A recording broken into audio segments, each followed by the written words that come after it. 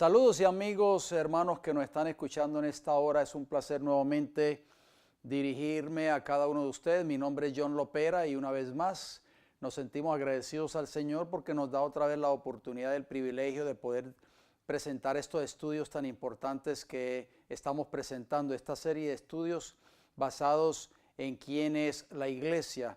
En el tema anterior, espero de que haya sido de mucha bendición para ustedes.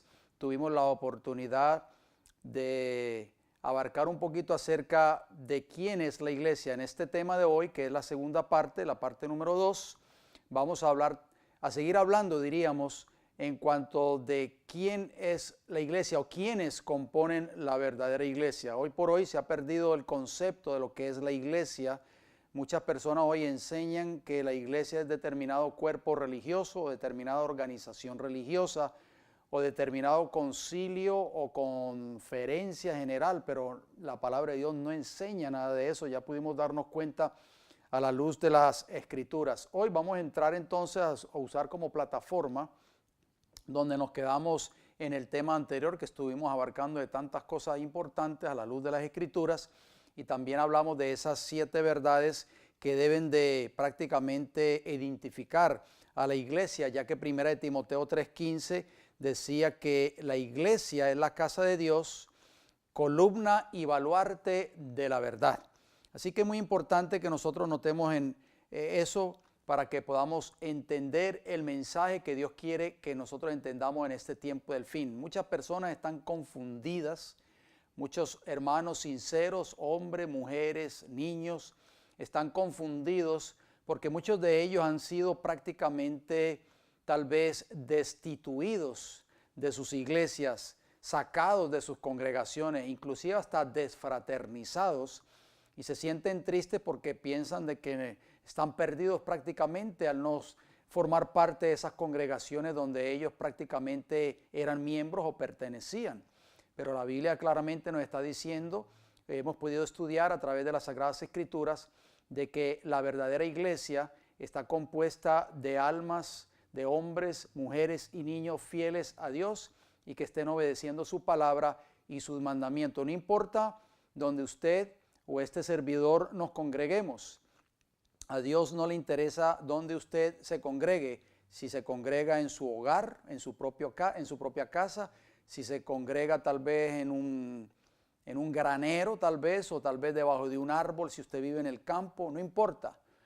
Aquellas almas que están allí congregadas, como dice Jesús en Mateo 18:20, son miembros de la iglesia verdadera si están siguiendo fielmente los principios establecidos en la palabra de Dios. En esta hora vamos a hablar un poco acerca del éxito de la iglesia. La iglesia debe ser un cuerpo de miembros, obviamente organizado, de hombres y mujeres fieles a Dios, que deben de tener un objetivo en esta tierra, y ese objetivo es de predicar el evangelio eterno que se encuentra en Apocalipsis capítulo 14 de los versículos 6 en adelante. Y para lograr ese éxito, la iglesia debe seguir ciertas normas establecidas en la palabra de Dios. Y vamos a abrir nuestro estudio en esta hora basado en Hechos de los Apóstoles capítulo 9 y el versículo 31, y como lo mencionamos en el tema anterior y lo seguimos mencionando en todos nuestros estudios, es de que exhortamos a las personas que nos están viendo a través de este mensaje o a través de este estudio, de que tomen nota de cada uno de estos textos bíblicos. ¿Por qué?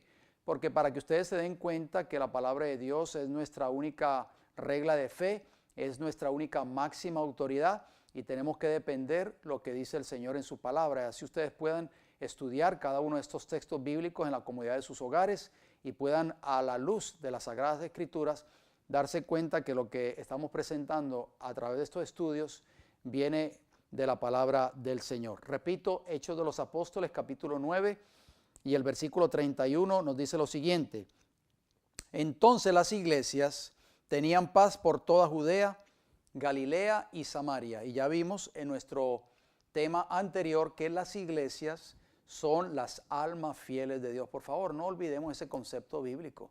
Yo no sé por qué hay muchas personas que se les hace tan difícil de entender esto tan sencillo que hasta un niño lo puede comprender. Cuando la Biblia habla de la iglesia, no está hablando de una estructura. no está hablando de un edificio de 4 paredes, no está hablando de un concilio religioso ni una denominación religiosa, está hablando de almas fieles al Señor, hombres, mujeres y niños que están dispuestos a servirle a Dios, no importa dónde se encuentren, no importa en la condición donde ellos se reúnan o donde estén adorando a Dios. Si siguen fielmente lo que dice la palabra del Señor y si son fieles a los mandamientos de Dios y fieles a su palabra, ellos son considerados por el cielo, tal vez no por los hombres, pero por el cielo son considerados como la verdadera iglesia. Vuelvo y repito, entonces las iglesias tenían paz por toda Judea, Galilea y Samaria. Escuchen cómo dice la segunda parte del versículo 31 de Hechos 9. Y eran edificadas, ¿eran qué?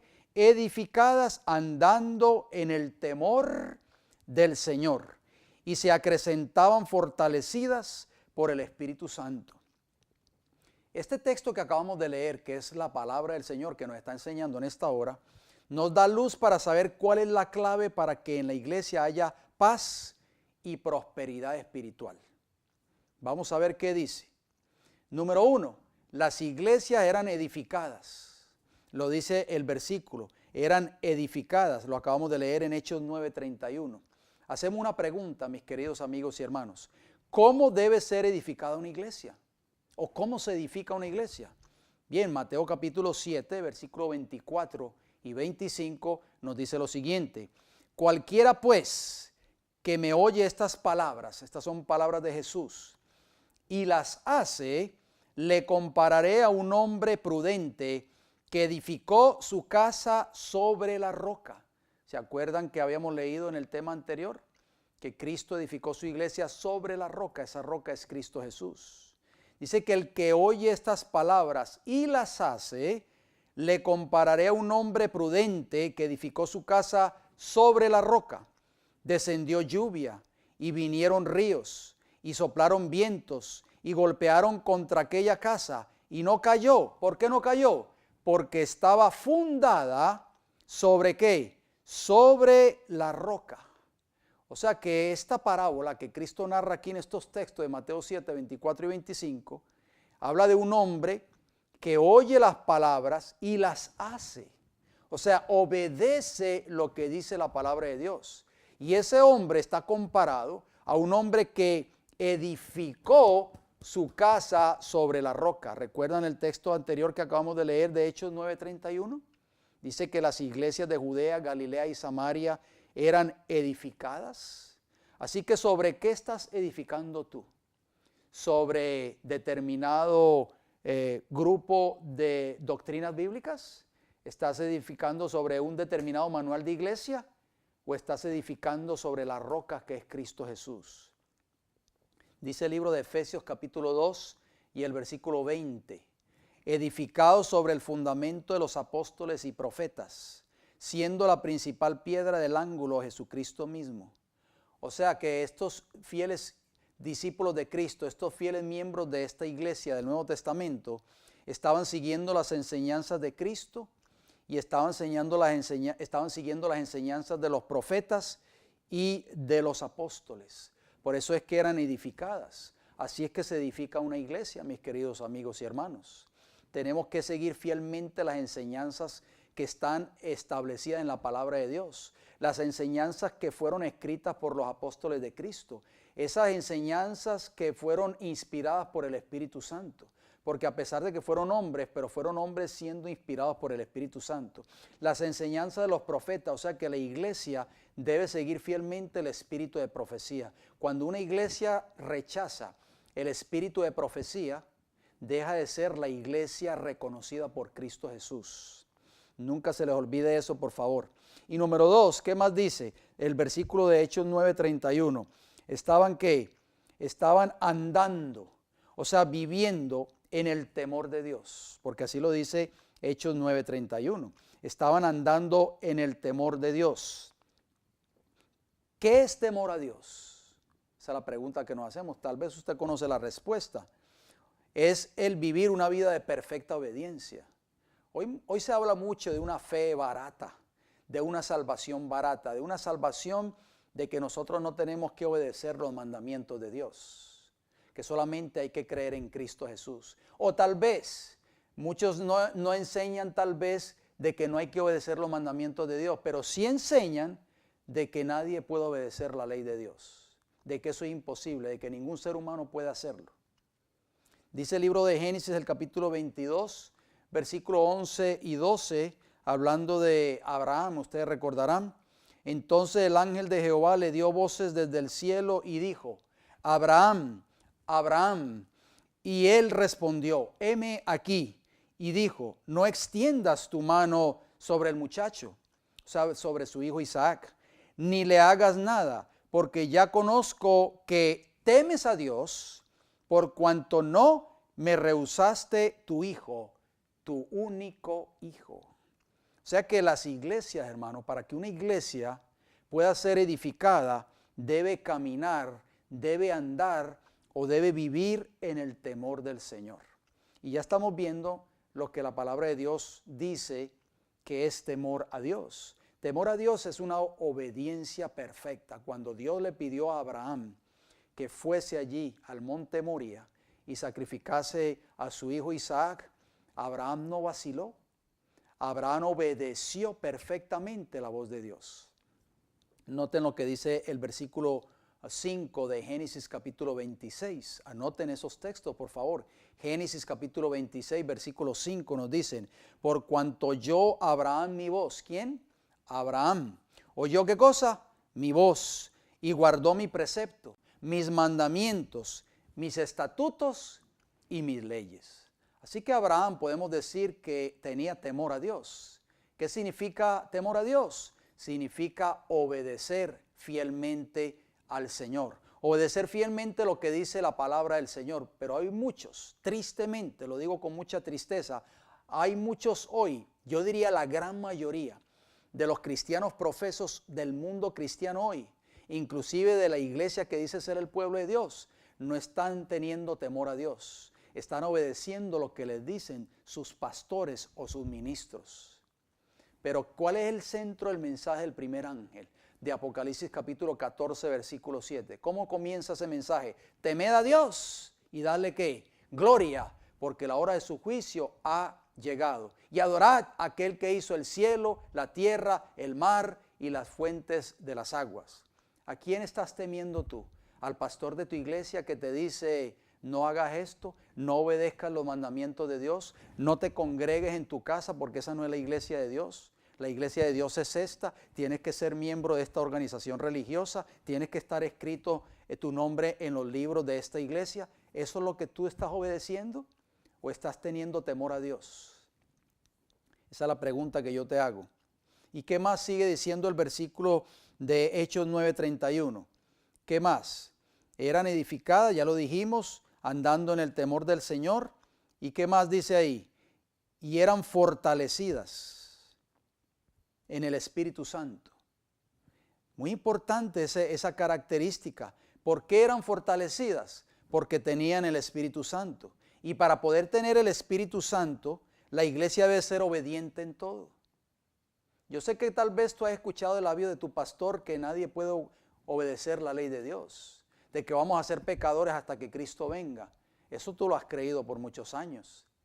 Si tú eres miembro de una iglesia tal y estás escuchando este mensaje del labio del pastor de la iglesia a la cual tú asistes, déjame decirte con todo respeto, amor en Cristo, que esa iglesia no es reconocida por Cristo Jesús. Y cuando Cristo Jesús venga por segunda vez a esta tierra, esa iglesia no va a ser vista ni va a ser reconocida por Jesús, aunque diga ser la iglesia verdadera en esta tierra. ¿Por qué? Porque dice que eran fortalecidas porque tenían el Espíritu Santo. Dice el libro de Hechos capítulo 5, versículo 32. Y nosotros somos testigos suyos de estas cosas y también el Espíritu Santo. ¿Quién? El Espíritu Santo, el cual ha dado Dios a los que le obedecen. O sea, para poder ser fortalecidas y tener el Espíritu Santo, una iglesia tiene que ser una iglesia fiel y obediente a Dios. Así como Abraham, que guardó los mandamientos de Dios, guardó sus estatutos y guardó sus leyes. Esto es bíblico. Lo que yo estoy diciendo aquí es bíblico. No estoy enseñando una doctrina errónea. Estoy citando la palabra de Dios. Hechos de los Apóstoles, capítulo 16, versículo 5 nos dice: así que las iglesias eran confirmadas en la fe, oigan bien, y aumentaban en número cada día. Hoy se habla mucho de números, ¿verdad que sí? Este año tenemos que bautizar a 10,000. El año que viene tenemos que bautizar a 20,000. Viene un pastor de determinado lugar, un conferenciante mundialmente reconocido, de fama internacional. Necesitamos traer al pastor fulano de tal, porque necesitamos que dirija una campaña evangelística, porque tenemos previsto bautizar a 2,000 personas. Se habla mucho de grandes cantidades, pero la Biblia dice, no lo digo yo, que para que una iglesia crezca como Dios desea que crezca, no como lo enseñan los hombres o no el plan del ser humano, porque hoy se habla de grandes números, de grandes bautismos, pero Dios quiere que la iglesia crezca, obviamente, pero tiene que crecer de acuerdo al concepto bíblico. Amigo que me escuche, entienda bien esto, por favor. No es como lo presenta el ministro en la iglesia a la cual tú perteneces tal vez. No es como lo presenta la organización o la conferencia a la cual tú perteneces. No son los planes humanos los que van a determinar el crecimiento de una iglesia. Son los planes de Dios. Y la Biblia está diciendo claramente, estoy leyéndolo porque ese es prácticamente el contexto de Hechos 9:31. Vuelvo y leo, mis hermanos, Hechos 16:5. Así que las iglesias eran confirmadas ¿en qué? En la fe, y aumentaban en número cada día. ¿Qué significa confirmadas? La palabra en griego. Confirmadas es estereo. Estereo significa solidificar, confirmar, afirmar. Viene de la palabra griego estéreos, que significa sólido, estable o firme. El éxito de una iglesia está en lo que enseña este texto que acabamos de citar de Hechos 16:5 y de Hechos 9:31. ¿Por qué? Porque Hechos 9:31, la última parte del versículo 31 dice que acrecentaban, o sea, aumentaban, fortalecían el Espíritu Santo. Todos sus líderes, sus ministros y sus miembros deben estar edificados sobre la misma plataforma de la verdad. Si el líder cree o enseña algo diferente a lo que enseña la Biblia, oigan bien, tal iglesia no está siendo edificada sobre la base de la verdad. Por eso es importante, en el tema anterior mencionamos las 7 verdades principales que una iglesia debe poseer, que una iglesia debe predicar. ¿Por qué? Porque el apóstol Pablo, ustedes recordarán que lo mencionamos en el tema anterior, en 1 de Timoteo capítulo 3 y el versículo 15, decía que la iglesia es la casa de Dios, columna y baluarte de la verdad. Así que para que una iglesia pueda ser edificada y pueda crecer espiritualmente, tiene que estar edificada sobre la verdad de la palabra de Dios. Mis queridos amigos y hermanos, ¿cuántas personas hoy se están bautizando en las iglesias? ¿Cuántas personas hoy están viniendo a formar parte de las congregaciones? Vienen estos grandes predicadores de fama internacional, tienen una campaña tal vez de 1 o 2 semanas y se bautizan 500, 600, 700 personas. Pero la gran mayoría de estos miembros, déjenme decirle con todo el respeto que ustedes se merecen, la gran mayoría de estas personas que están siendo bautizadas en el seno de estas iglesias no están siendo edificadas sobre la verdad. Son personas que se bautizan sin conocer la verdad, sin conocer el evangelio, sin conocer parte de estas 7 verdades que mencionamos anteriormente. No están siendo edificadas sobre los apóstoles y los profetas. ¿Se acuerda que lo leímos también? Es muy importante que nosotros consideremos esos textos, mis queridos hermanos. ¿Por qué? Porque quiero enfatizar bien en esto. Efesios capítulo 2 y el versículo 20, vuelvo y lo leo. Dice, edificados sobre el fundamento de los apóstoles y profetas, siendo la principal piedra del ángulo Jesucristo mismo. En la iglesia que Dios levantó para el tiempo del fin. La iglesia de Apocalipsis capítulo 12, versículo 17, tiene dos características. Tienen los que guardan los mandamientos de Dios y el testimonio de Jesucristo. Y si nosotros vamos a Apocalipsis capítulo 19 y el versículo 10, nos dicen que el testimonio de Jesucristo es el espíritu de profecía. Amigos y hermanos, las personas que están viniendo al seno de esta iglesia, que dice ser el pueblo de Dios en esta tierra, desconocen la gran mayoría de estos conceptos bíblicos, de estas enseñanzas bíblicas. Y es por eso que estas almas que están siendo bautizadas en estas iglesias y que se están añadiendo a los libros de estas iglesias, no están siendo edificadas en un fundamento ni están siendo confirmadas en la fe. O sea, todos estos hombres, todos estos ministros, todos estos evangelistas prácticamente están siguiendo principios humanos y no están siguiendo los principios establecidos en la palabra de Dios. Y es por eso que esos bautismos, muchos de esos bautismos no llevan el sello ni las credenciales divinas. Tristemente es la realidad y es la verdad. Nosotros tenemos que entender esto. Cuando una persona se bautiza, se tiene que bautizar en la verdad y tiene que ser edificada en esa verdad que está aceptando. La gran mayoría de estos bautismos en masa, estas personas no saben ni lo que están creyendo. Muchas de ellas han sido bautizadas por pura emoción, por apelaciones de los pastores que les dan un mensaje tal: si no te bautizas hoy, te vas a perder mañana. Hermano, ese no es el evangelio. El evangelio no es para meterle miedo a la gente. ¿Qué pasará si mañana sales tú a la calle y viene un carro y te atropella y te mueres? Si no te bautizaste hoy, estás perdido eternamente. Las personas se llegan a las aguas bautismales por miedo a perderse, por el llamado y la apelación de estos pastores y estos ministros que lo único que buscan es número. Pero eso no es lo que enseña la palabra del Señor. La iglesia debe estar edificada en la verdad bíblica, en la verdad de los apóstoles y profetas, en la verdad de Jesús. Y cuando una iglesia está edificada de esa manera, esa iglesia va a crecer espiritualmente. Voy a leer una declaración en esta hora que se encuentra en un libro que tal vez muchos de ustedes tienen en sus hogares. Notas biográficas de Elena G. de White, la página 216, que nos dicen: no tenemos nada que temer del futuro. Oigan lo que esta mujer escribió. Ella dijo: no tenemos nada que temer del futuro, a menos que olvidemos la manera en que el Señor nos ha conducido y lo que nos ha enseñado en nuestra historia pasada. Esta es una tremenda declaración. Si la iglesia que dice ser el pueblo de Dios hoy olvida cada una de estas grandes verdades que Dios le dio a esta iglesia remanente en el principio, esta iglesia deja de ser el pueblo de Dios en esta tierra.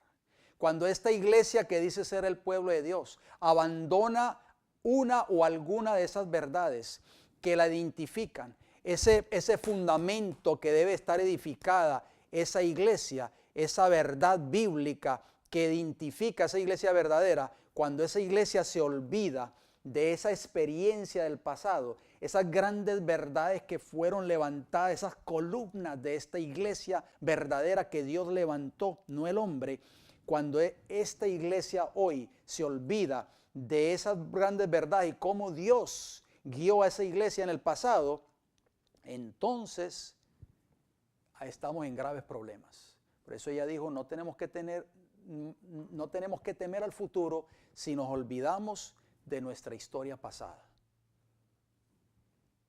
Jesús dijo en San Juan 8:32: y conoceréis la verdad, y la verdad os hará ¿qué? Libres. Y San Juan 17:17, ustedes conocen ese texto: santifícalos en tu verdad, tu palabra es ¿qué? Es verdad.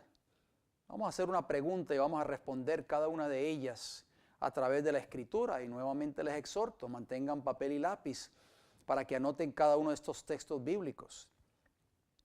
¿Por qué Jesús, mis queridos amigos y hermanos, tuvo que establecer una iglesia cuando estuvo en esta tierra, si ya había una iglesia establecida? ¿Se han hecho alguna vez ustedes esa pregunta? Vuelvo y hago la pregunta para que nosotros meditemos en ella. Por favor, tenemos que asimilar estas preguntas a la luz de la Biblia. ¿Por qué Jesús tuvo que establecer una iglesia cuando estuvo en esta tierra si ya había una iglesia establecida? Vamos a ver qué dice la Escritura. Abramos nuestras Biblias en Mateo capítulo 10 y vamos a leer los versículos del 1 hasta el 7.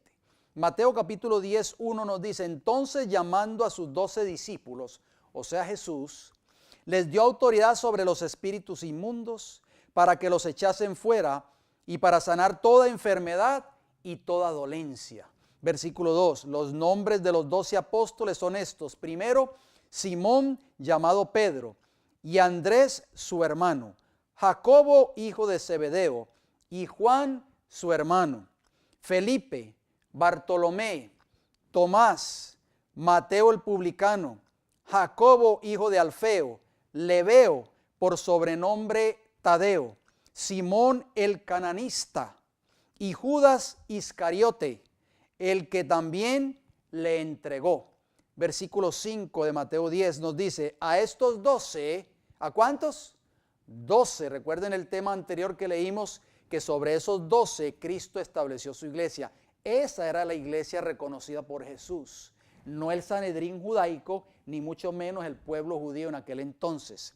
A estos 12 envió Jesús y les dio instrucciones diciendo: por camino de gentiles no vayáis, y en ciudades samaritanos no entréis. Versículo 6, sino id antes a las ovejas perdidas de la casa de Israel. ¿Quién eran las ovejas perdidas de la casa de Israel? El pueblo que decía ser el pueblo de Dios. La iglesia que decía ser la iglesia verdadera. ¿En qué condiciones estaba esa iglesia? Estaba perdida completamente. Versículo 7, y yendo, predicad diciendo: el reino de los cielos se ha acercado. O sea, Cristo les da esa comisión maravillosa a sus 12 discípulos, a esa iglesia de 12 miembros solamente. ¿Te sientes triste porque la iglesia de tu hogar es apenas de algunos pocos miembros, tu esposo, tu esposa, tus hijos y algunos vecinos? No te sientas triste, porque recuerda el principio bíblico de Mateo 18:20, donde hay 2 o 3 congregados en mi nombre, allí estoy yo en medio de ellos. No se te olvide ese principio bíblico nunca, no lo olvides, guárdalo en tu corazón. Acuérdate lo que decía el salmista David: en mi corazón he guardado tus dichos, tu palabra, para no pecar contra ti. Dice Mateo, citamos ahora Mateo 16, versículo 16 hasta el 19. Dice: respondiendo Simón Pedro dijo: tú eres el Cristo, el Hijo del Dios viviente. Entonces le respondió Jesús: bienaventurado eres, Simón, hijo de Jonás, porque no te lo reveló carne ni sangre, sino mi Padre que está en los cielos. Versículo 18, y yo también te digo que tú eres Pedro, o sea, en griego Petros, y sobre esta roca, en griego Petra, edificaré mi iglesia. Fíjense el lenguaje bíblico. Si ya había una iglesia establecida, Cristo ahora está edificando su iglesia, y las puertas del Hades no prevalecerán contra ella. Versículo 19, Mateo 16 nos dice: y a ti te daré las llaves del reino de los cielos, y todo lo que atares en la tierra será atado en los cielos, y todo lo que desatares en la tierra será desatado en los cielos. Todos nosotros conocemos esos textos bíblicos, no tenemos que entrar en lujo de detalles para analizar cada uno de esos textos. Esas llaves, hermanos, que habla allí la palabra de Dios, eran las llaves del Evangelio, que le fue dado no solamente a Pedro, sino también a los discípulos. ¿Por qué? Porque la iglesia que decía ser el pueblo de Dios, la iglesia establecida en los tiempos de Jesús, había dejado de predicar el evangelio que Dios le había dado a esa iglesia para salvación del mundo. ¿Estará pasando lo mismo hoy en este tiempo en que vivimos? Dios ha levantado una iglesia y le ha dado ese evangelio eterno de Apocalipsis 14, ¿sí o no? Apocalipsis 14, versículo 6 comienza diciendo: vi volar por el medio del cielo a otro ángel que tenía el evangelio eterno para predicarlo a toda nación, tribu, lengua y pueblo. Ahí está el mensaje del evangelio eterno que Dios le dio a esta iglesia, pero el mensaje que supuestamente se predica hoy del evangelio es un evangelio espurio, es un evangelio mezclado, es un evangelio que no salva al pecador de sus pecados. Es un evangelio solamente que apela a las emociones de las personas que lo escuchan. El verdadero evangelio, dijo Pablo en Gálatas capítulo 1, ustedes han leído esos textos, no tenemos que leerlo.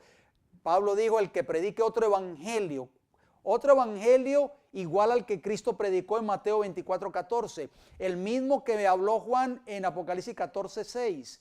El que predique otro evangelio o enseñe otro evangelio, sea qué cosa, sea anatema.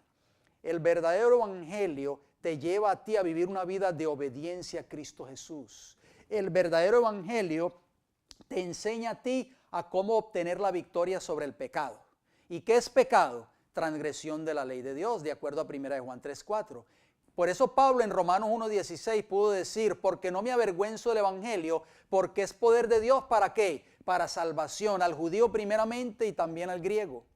Amigos, ¿qué le estoy diciendo con esto? Que el evangelio tiene poder para salvarte a ti del pecado, que es transgresión de la ley de Dios. Y la única manera, oigan bien, la única manera para nosotros no volver a incurrir en transgresión o en pecado es a través de una obediencia perfecta a los mandamientos de Dios. O sea que el verdadero evangelio no te puede a ti a llevar a la desobediencia a Dios. El verdadero evangelio, al contrario, exalta la ley moral de Dios. Así que si tú escuchas otro evangelio por ahí, donde te dicen que solamente hay que creer en Jesús, que no importa, tú vas a seguir pecando hasta que Cristo venga, ese no es el verdadero evangelio. Ese no es el evangelio de Cristo. Mateo capítulo 2, versículo del 1 hasta el 3 nos dice lo siguiente. Cuando Jesús nació en Belén de Judea en los días del rey Herodes, vinieron del oriente a Jerusalén unos sabios. En muchas versiones nuestras dice unos magos, pero la versión correcta es sabios, diciendo, versículo 2, ¿dónde está el rey de los judíos que ha nacido? Mire qué tremenda pregunta hicieron estos sabios del oriente al rey Herodes. Porque su estrella hemos visto en el oriente y venimos a adorarle. Versículo 3 nos dice, oyendo esto, el rey Herodes se turbó y toda Jerusalén con él. Mire la actitud de la iglesia que decía ser el pueblo de Dios en aquel entonces. Unos hombres que vinieron del oriente, unos sabios que no eran del pueblo profeso de Dios, pero habían visto a través del rollo profético que el Mesías había nacido. Y el pueblo que decía ser la iglesia de Dios en esta tierra, estaban ¿qué cosa? Estaban durmiendo en sus delitos y en sus pecados. Desconocían el mayor evento que había tomado lugar, que era el nacimiento del Mesías en esta tierra. Vamos a ver qué nos dice un libro que se llama El deseado de todas las gentes, la página 381.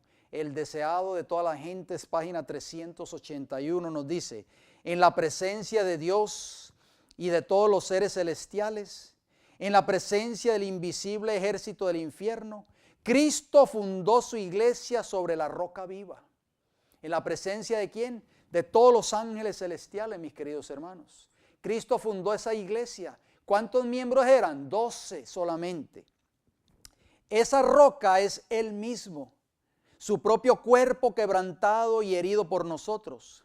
Contra la iglesia edificada sobre ese fundamento no prevalecerán las puertas del infierno. Sigue diciendo esta hermosa declaración.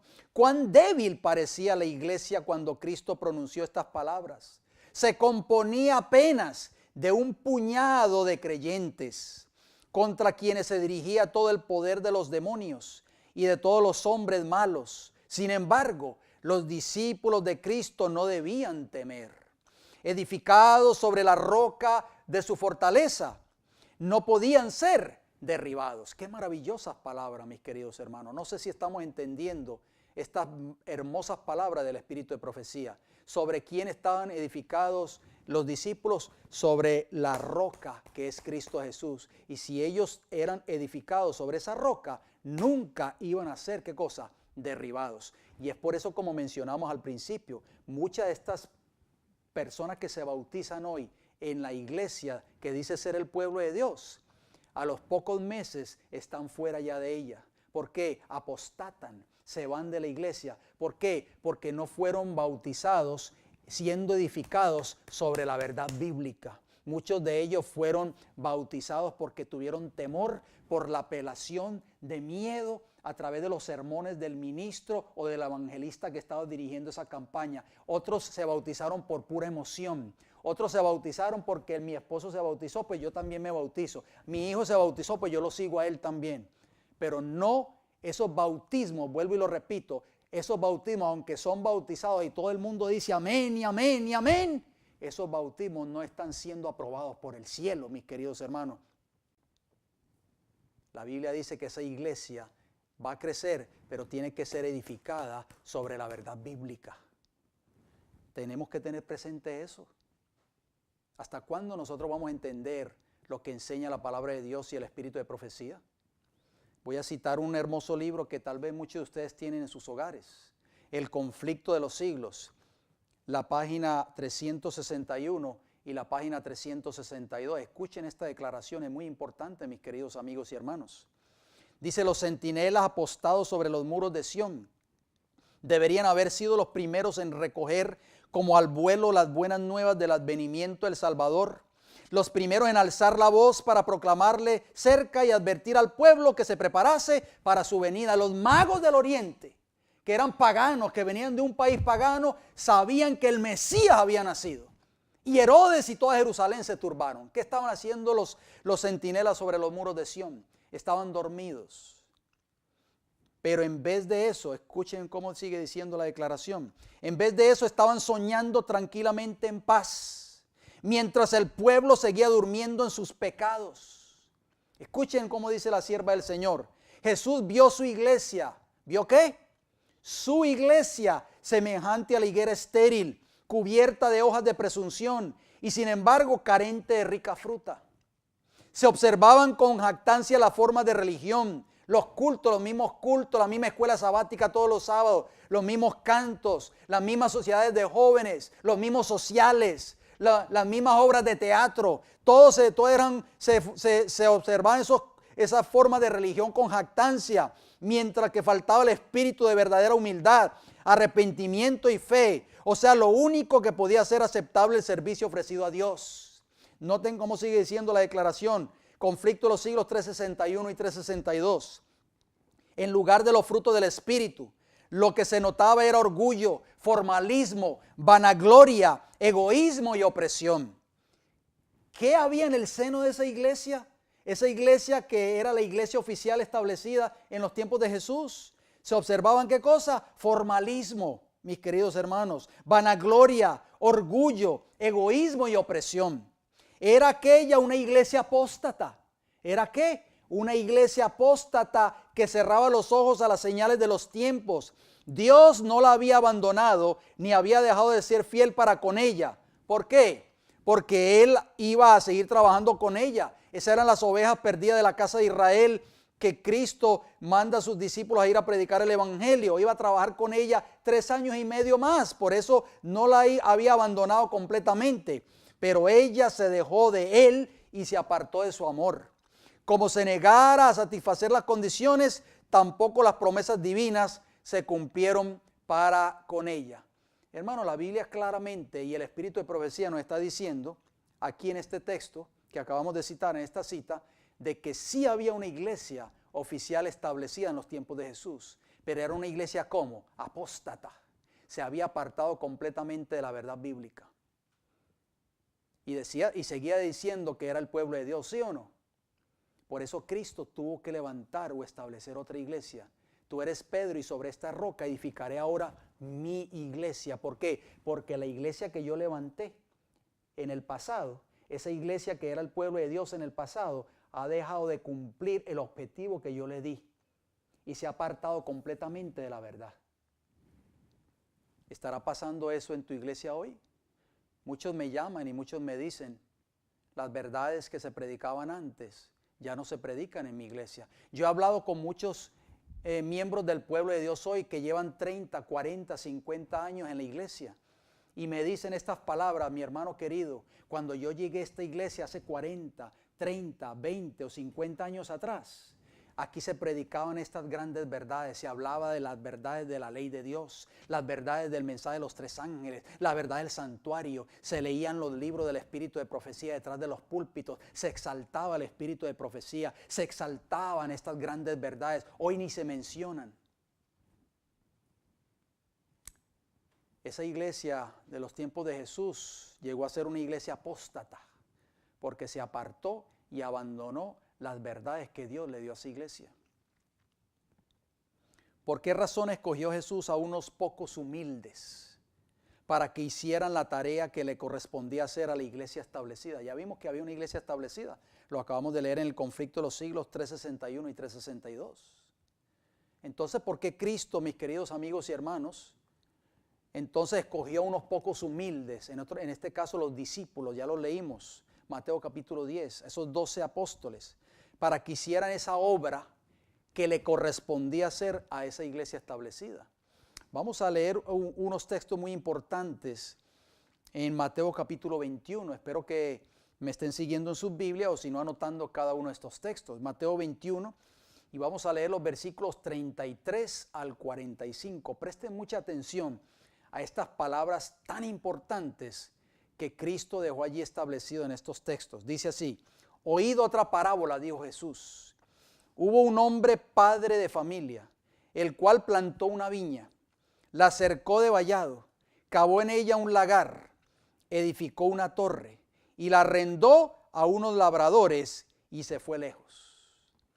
Mis hermanos, esto es muy importante que nosotros entendamos esta parábola.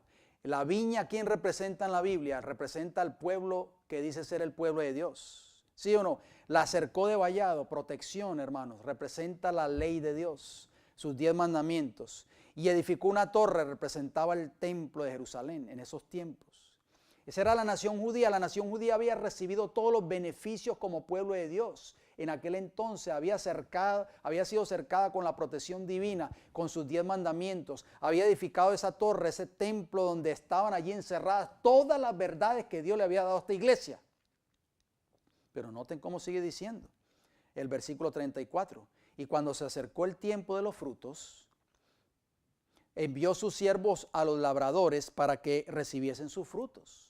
Versículo 35 de Mateo 21 nos dice: mas los labradores, tomando a los siervos, a unos golpearon, a otros mataron y a otros apedrearon. Versículo 36, envió de nuevo otros siervos más que los primeros e hicieron con ellos de la misma manera. Finalmente, dice el versículo 37, les envió su hijo, diciendo: tendrán respeto a mi hijo. ¿Quién era ese hijo? Cristo Jesús.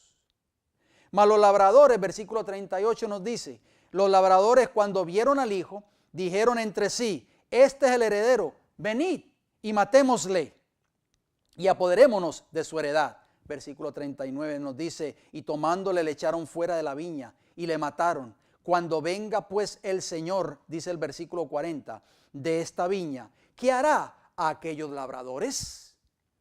Versículo 41 nos dice: le dijeron: a los malos destruirá sin misericordia y arrendará su viña a otros labradores que le paguen el fruto a su tiempo. Versículo 42, noten cómo termina esta tremenda parábola que tiene un contenido de verdad muy maravilloso. Versículo 42 dice de Mateo 21, Jesús les dijo: ¿nunca leísteis en las Escrituras la piedra que desecharon los edificadores? Ya vimos que la iglesia establecida había desechado el mensaje del Evangelio eterno, el Evangelio de Cristo. La piedra que desecharon los edificadores ha venido a ser cabeza del ángulo.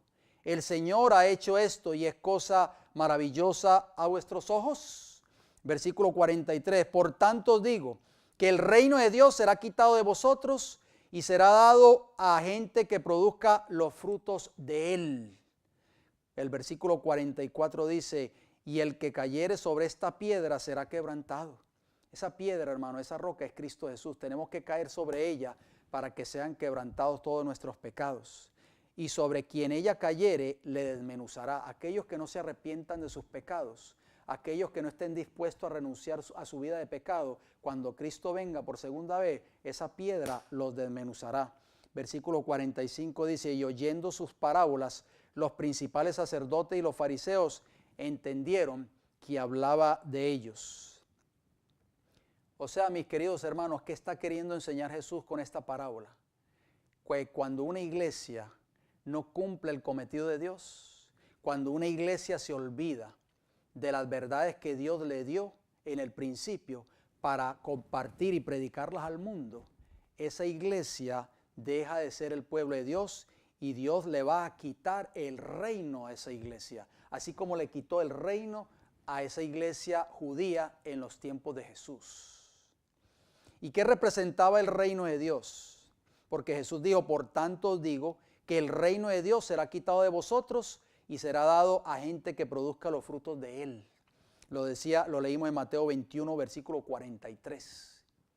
Vuelvo y hago la pregunta, ¿qué representaba el reino de Dios? Vamos a ver qué nos dice Mateo capítulo 3, versículo 1 y 2. La palabra de Dios es maravillosa porque es nuestra única regla de fe y la única que nos puede enseñar e instruir. Mateo capítulo 3, versículo 1 y 2 nos dice, en aquellos días vino Juan el Bautista predicando en el desierto de Judea y diciendo, arrepentíos, porque el reino de los cielos se ha acercado. ¿El reino de qué? El reino de los cielos. Marcos capítulo 1, versículo 14 y versículo 15 identifica también qué es el reino de Dios. ¿Por qué? Porque repetimos, Cristo le dijo en esa parábola a los líderes de la nación judía, el reino de Dios será quitado de vosotros. Yo les voy a quitar a ustedes el reino. ¿Por qué? Porque ustedes fueron la iglesia que yo establecí en el principio. Ustedes siempre se han jactado de que son la iglesia verdadera, pero yo les voy a quitar el reino, les voy a quitar el candelabro. ¿Por qué? Porque ustedes han dejado de cumplir con las verdades que yo les di a ustedes como iglesia. Ustedes han rechazado muchas de estas verdades y hoy por hoy ustedes están enseñando mandamientos y doctrinas de hombres. Aunque están bautizando miles y miles de personas, pero esas personas que están siendo bautizadas, les dice Jesús, no llevan las credenciales divinas, porque muchas de ellas, o la gran mayoría de ellas, no están siendo confirmadas en la verdad que yo les di a ustedes como iglesia. Ustedes están siendo infieles al cometido y al llamado de Dios. Por lo tanto, yo les voy a quitar el reino a ustedes. Eso fue prácticamente lo que les dijo Jesús en esa parábola. Noten lo que dice Marcos capítulo 1, versículos 14 y 15. Después que Juan fue encarcelado, Jesús vino a Galilea predicando el evangelio del reino de Dios. ¿Predicando qué? El evangelio del reino de Dios. Diciendo, el tiempo se ha cumplido y el reino de Dios se ha acercado. Arrepentíos y creed en el evangelio. O sea que el reino de Dios era ¿qué, hermanos? Era el evangelio. Cristo les dijo, por tanto os digo que el reino de Dios será quitado de vosotros. O sea, ¿qué es el evangelio, hermanos? El evangelio es salvación al mundo. Por eso Pablo lo dijo, volvemos y citamos al apóstol Pablo, Romanos 1:16, no me avergüenzo del evangelio porque es poder de Dios para salvación. El evangelio tiene el poder para salvarte a ti y a mí. El verdadero evangelio de Cristo tiene el poder para salvarte a ti y a mí de mis pecados. Y tiene el poder para darme la fuerza para no volver a caer en pecado. Ese es el verdadero evangelio. Pero el evangelio que se está predicando hoy en el mundo cristiano y aún en el pueblo profeso de Dios, en el pueblo que dice ser el pueblo de Dios, es un evangelio espurio. Un evangelio que no lleva las credenciales de Dios. ¿Por qué? Porque muchas de estas personas que están siendo aceptadas en el seno de estas iglesias, a los 2 o 3 meses están fuera de ellos nuevamente. Vuelven a su vida antigua. Y la persona que cree y que acepta el verdadero evangelio es una persona, un cristiano que está edificando sobre la roca. Y la persona que está edificando sobre la roca, como lo leímos en el deseado de todas las gentes, los discípulos eran edificados sobre la roca de su fortaleza y no podían ser derribados. ¿Estamos entendiendo, hermanos? Cuando usted está edificando sobre la verdad bíblica y cuando su fe es edificada sobre esa roca en Cristo Jesús, usted nunca va a ser derribado, nunca va a abandonar la fe, nunca va a apostatar de la verdad. Vamos a leer una declaración que se encuentra en un libro, Consejos sobre la Salud, página 33 y página 34. Noten cómo dice, Cristo es el Salvador del mundo. ¿Quién es el Salvador del mundo? Cristo, no la iglesia a la cual tú asistes. Grábate eso en la mente, por favor, porque muchas personas hoy dicen que la iglesia es el arca de salvación. Eso es lo que oyen del labio de sus ministros. Por eso muchos de estos ministros son apóstatas, han apostatado de la verdad bíblica. Y solamente están enseñando mandamientos y doctrinas de hombres. Cristo es el Salvador del mundo. Durante su ministerio terrenal, los enfermos y los afligidos fueron el objeto especial de su compasión. Cuando envió a sus discípulos, los comisionó para que sanaran al enfermo, tanto como para predicar el evangelio. Oigan bien, cuando envió a los 70, también les ordenó que curaran a los enfermos, mientras predicaban que el reino de Dios estaba cerca. Eso es el evangelio. Primero debían atender la salud física para que se abriera el camino y la verdad llegara a sus almas. Qué maravilloso, mis queridos hermanos. Los discípulos predicaron ese evangelio eterno. Ese evangelio del reino que la nación judía, la iglesia establecida, se había negado a hacer. Y fíjese bien que si usted cree en el espíritu de profecía, que yo creo 100% en estos escritos inspirados por Dios, si usted cree en esta declaración que acabamos de leer, dice claramente que los discípulos se les envió no solamente a predicar el evangelio, sino también a sanar enfermos. O sea que la obra que ellos fueron a hacer fue una obra, como hoy conocemos, una obra médico-misionera. Mis queridos hermanos, en tu iglesia a la cual tú asistes, ¿se cree hoy en esta obra médico-misionera? Las personas hoy están dependiendo de las farmacias. Los que dicen ser miembros del pueblo de Dios ya no creen en la reforma pro salud. Han rechazado completamente, empezando por el pastor y siguiendo por todos los miembros. Han rechazado lo que es los remedios naturales. Se han hecho dependientes de las prescripciones médicas, de las farmacias. Son personas que son farmacias ambulantes. Pero la Biblia dice claramente que nosotros no podemos rechazar estas grandes verdades. Voy a ir terminando con una declaración más. El deseado de todas las gentes, la página 198, noten cómo dice. Deseado de todas las gentes, página 198, dice: si los dirigentes de Israel hubiesen recibido a Cristo, los habría honrado como mensajeros suyos para llevar el evangelio al mundo. A ellos fue dada primeramente la oportunidad de ser heraldos del reino y de la gracia de Dios. ¿Se dan cuenta? Por eso es que Cristo tuvo que escoger a 12 humildes discípulos. Muchos de ellos tenían como profesión ser pescadores. ¿Por qué? Porque la iglesia establecida rechazó todas las verdades que Dios le había dado a esa iglesia, hermanos. Por eso dice aquí que si ellos hubiesen sido fieles a Dios, ellos hubiesen sido heraldos del reino y de la gracia de Dios. Pero Israel no conoció el tiempo de su visitación. Los celos y la desconfianza de los dirigentes judíos maduraron en abierto odio y el corazón de la gente se apartó de Jesús. Hermano, esta declaración es tremenda. Vuelvo y repito, deseado de toda la gente, página 198.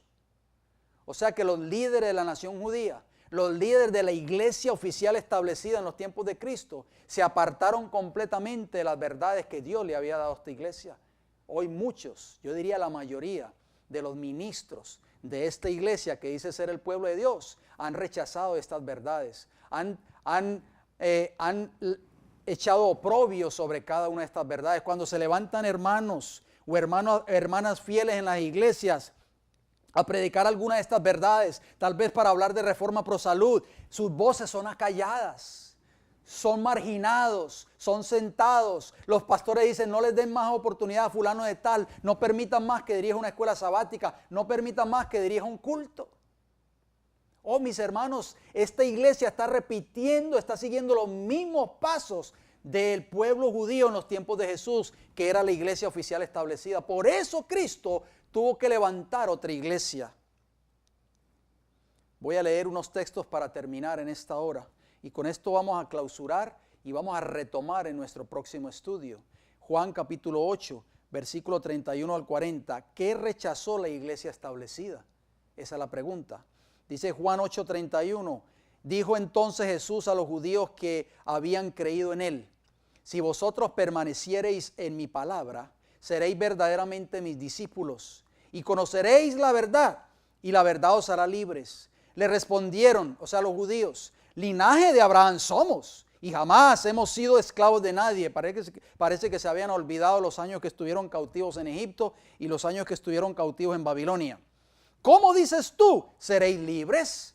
Jesús les respondió, de cierto digo, que todo aquel que hace pecado, esclavo es del pecado.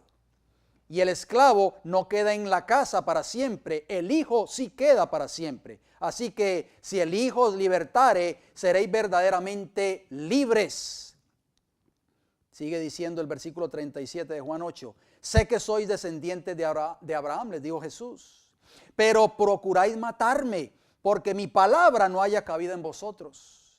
Yo hablo lo que he visto cerca del Padre, y vosotros hacéis lo que habéis oído cerca de vuestro Padre.